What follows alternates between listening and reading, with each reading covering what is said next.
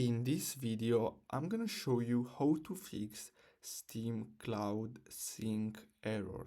Now, before we start, make sure to like and subscribe if you find this video helpful. So what you're gonna have to do is simply open Steam on your computer. So as you can see, I'm using a MacBook for this tutorial.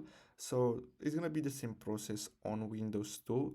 So what you're gonna have to do is simply go to Preferences on your Steam. So you're gonna have to go to Steam settings, then you're gonna have to simply go to cloud, and then here you're gonna have to make sure that enable Steam Cloud is on. So as you can see, mine it's disabled, so you're gonna have to enable this.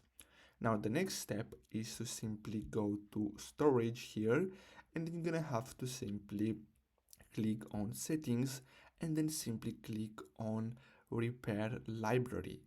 Now, after you do that, what you're gonna have to do is simply go to downloads and scroll down and then simply click on clear cache, then confirm, and basically this will reset Steam and fix the problem. So I really hope you found this video helpful. Don't forget to like and subscribe. Thanks for watching.